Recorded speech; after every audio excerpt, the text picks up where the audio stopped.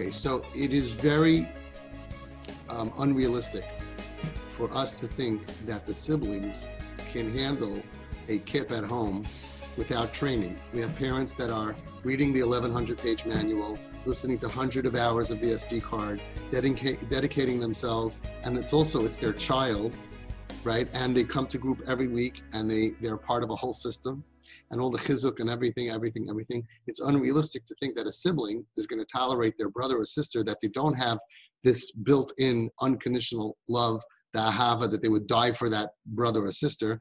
They're not a parent, and it's unrealistic to think that the kids are going to put up with all of this without training, without understanding of what their tafkid is.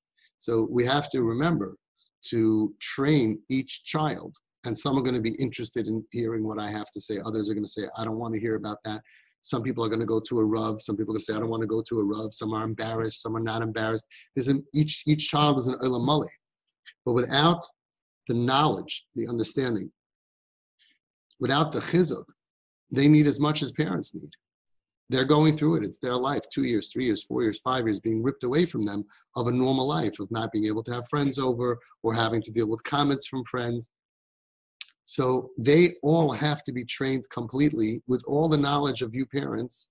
Sometimes we have to give it differently because they're too young to understand about sexual abuse and trauma. It needs to be differently, but they need to come to the hakara that I am healthy and my family is healthy, and this child, or sometimes more than one, are struggling in a way that they can understand it. You can't just say sick to kids of different ages. For example, there's a parent that told their 6-year-old daughter, your brother's very sick. He's sick in the head. And she went ahead and she knocked on his door a few hours later. And he opens the door and she had this big poster, "Get well soon." And he's like, what do you mean? I'm not sick. He said, yeah, mommy said you're sick in the head. So you have to put it to each person so they understand. On the other hand, I'll tell you an amazing story. We had a group over here. We had in this room a group for the siblings, for the sisters. And there were about 50 girls here. And one of them was 7.5 years old. I usually think over 10 really is that's the age. But this girl was here with her sisters. There were a few of them in the family. They brought her. She was 7.5. She listened to the training. We spoke for a few hours. We gave chizuk. The next time she came back and she raised her hand, I have a story. 7.5 years old. What was the story? Her story was that my sister, who's 16, she put on a sweater. I went over to my sister and I said, you look so pretty. And all the girls in the room went, "Ah, it's so nice." She knew I have to be nice to my sister, and I'm going to compliment her even more than I would to a normal sister because she's hurting. So she went, "Oh, you look so pretty." And my sister said, "Scram, get out of here, you brat." And everyone went, "Oh." Like, never. She gets kicked in the face after she is trying to be nice to a girl, her sister more than twice her age, and she's being nice, and that's the response? Everybody was, "Oh." She says, "But I didn't get upset because you told me that she's going through a really difficult time." 7.5-year-old girl didn't get upset emotionally because she understood that her sister is going through a difficult time. We need to explain this to the kids. We need to read the part of siblings to them. We need to tell them the Divrei Torah at the Shabbos table about our mission in this world, our tafkid. They need to feel that they're doing this and they're suffering for a reason, that it's their tafkid. I speak to siblings all the time. One of the things I always tell them when they give up, I tell them, who in the Torah does it say one sibling that gave up for her sibling? And one sibling gives up for another sibling. And they get it eventually. Rachel Imenu. Rachel Imenu gave up for Leah, and she thought she gave up everything. She was supposed to marry Yaakov. She thought, I'm going to give Leah Yaakov, and I'm going to have Esau.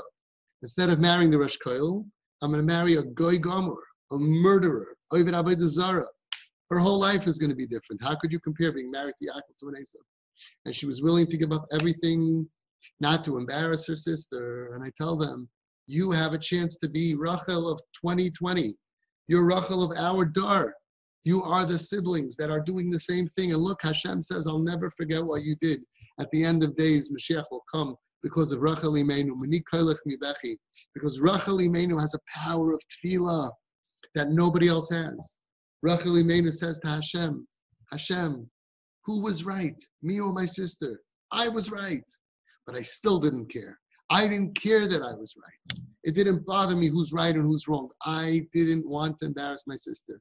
And if I can do it, Hashem, you can do it. Who cares if you're right? They don't deserve to get out of Galus. Who cares? Enough is enough. Don't let them be embarrassed. Don't let them be hurt. Stop it. And that tefillah, that it doesn't have to make sense, is a tefillah of bracha limeinu. And that's going to be the tefillah to break the gzeira. And all these little girls and boys that are home, that they could be right, and they give up on being right, and they give up for their sister, and they love their sister, and they tolerate their sister, and they're part of the healing process to become pure, of not to look down on another Jew, to suffer and tolerate at a young age, not to give up for another Jew. This is what's going to bring Mashiach. This is our ticket out of here. We owe them so much. We have to boost them and build them, explain to them that this is the biggest mitzvah that they're going to do. If they don't understand the mitzvah, then and they don't understand the purpose of it, then why am I losing out? Why am I losing out my life? Why do I have to tolerate this jerk, this selfish pig?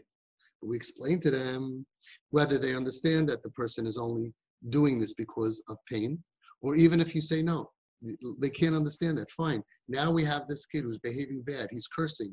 How are we going to get him to not curse? So they asked the Chazon Ish, and they asked the Baal Shem Tov, and so many Sfarim. There's so many stories. There's so many amazing stories in TP Manual. And in the book that I'm working on now, which is over 4,000 Divrei Torah and stories from Gedolim, how to be Makarev and not to embarrass. It's unbelievable, unbelievable. One after the other, so many stories of not to embarrass somebody. And you're going to go ahead and say, because they curse, now you're going to embarrass them, you're going to fight with them. No, they're behaving not properly. Now, the good chinuch for your children is that it bothers them. That means that you did good chinuch. We don't want them to curse, and they don't want to curse. One of the milas of having a TP kid at home is that it makes them say, ugh, I don't want to be like that. So they have less chance in their whole life to ever curse. But yet we have to show them that even though we are doing the right thing, and I'm so proud of you that you don't curse, unfortunately, your sibling is cursing. Your sibling is not tznius. Your sibling is Machal Shabbos. Now what? What's your tafkid? To go and be angry at them because they fell? Once you understand the mentality, and the kids want to be trained, they're kids, they're looking for knowledge and information. Teach them, teach them, teach them. You're good, and your brother fell. So now, if you're going to yell at them, are they going to get better? No. How are they going to get better? By not yelling at them. Tell them the stories, how to be Makarev, one after another, after another. I just saw a story today. Beautiful story. Every day, there's so many stories with Rav Pam. Rav Pam, everybody knows Rav Pam Zatzal. His biggest midah was emes. Out of all his tremendous traits, his midah of emes. He was once a proctor in a high school class, taking regents. The proctor walks around and sees what's happening, and he saw somebody cheating. So imagine that you are so good at something, and you see somebody doing the opposite.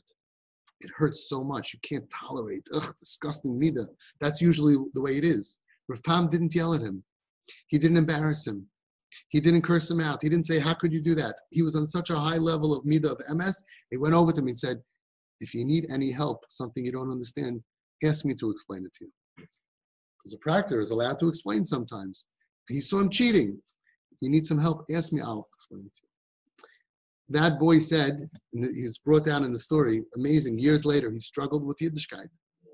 And whenever he struggled with Yiddishkeit, he closed his eyes. He said, what would my Rebbe, what would Rav Pam do?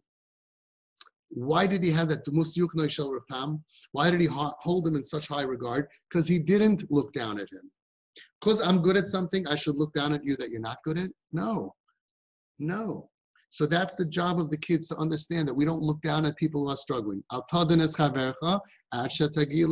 Maybe they have a reason. Maybe if you went through what they went through, you would be worse. They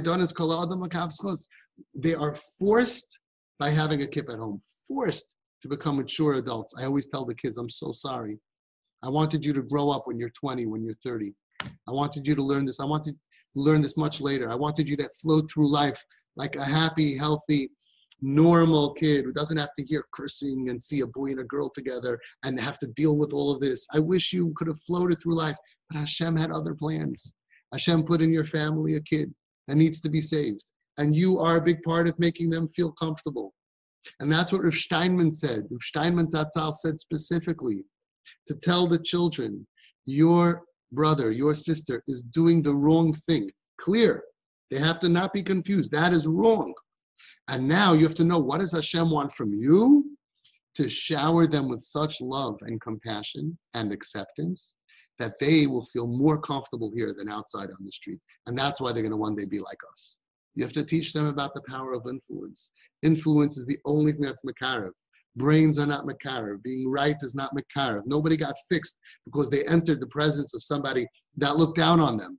And that's like everything I sent out today from Shimon Bar Yochai, today and tomorrow, that the beautiful Nesiva Shalom says, HaTzadik HaGadol B'Yoser, Yochel Lehoiv HaRasha HaGadol B'Yoser. The bigger the tzaddik can love, which means I'm tolerating, I'm accepting, it's even more than that. I love the bigger the rasha. I would say, what does it mean? I'm such a tzaddik, I can't tolerate, right? You ever see those guys who balei tshuva, they become frum, and then they can't imagine sinning because they're so passionate. You ever see those guys who stop talking in shul? Afterwards, they look down, or somebody has this midah, he doesn't talk in shul, looks at somebody talking in shul like the biggest rasha in the world.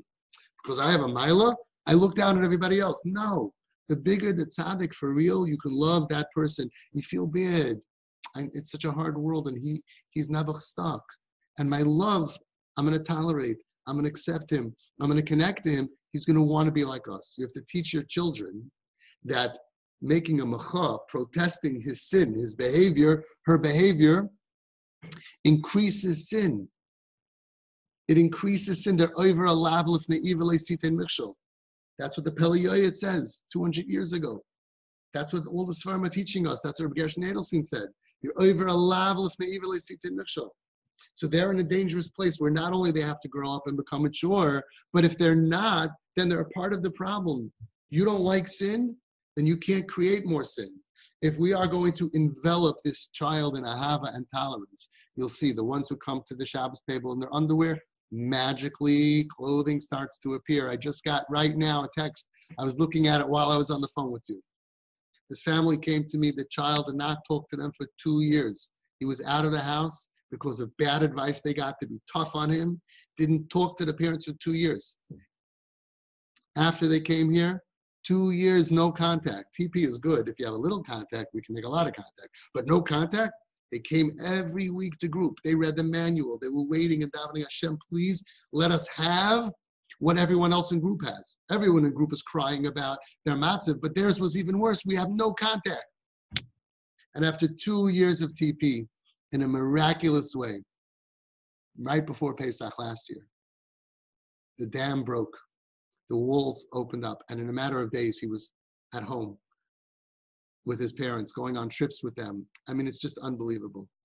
And they texted me that this Shabbos, for the first time, he got showered and he put on dress clothing, not Jewish dress clothing, but nice clothing. And he put a yarmulke on his head for the first time, and he came Friday night to the meal. The Ken Weinen, we can cry. 5 years he didn't do that. And even before that, when the fighting, but 5 years, since the 4 years of not talking and a year of TP, 5 years to want to be at the Shabbos table. We have to be makarev and makarev and makarev. We have to teach the kids, this is our tafkid. The Zohar HaKadosh says the schar they're going to get is more than any mitzvah, more than any mitzvah that they're going to do. So if we have to bring them in, we have to empower them, and we have to feel bad for them, and we have to show them, just like you're embarrassed as parents and you have to jump over that. Like Rabbi Uri Zohar said, we don't care about the shchenim, we care about the shechina. Don't care about the neighbors, right? It's hard.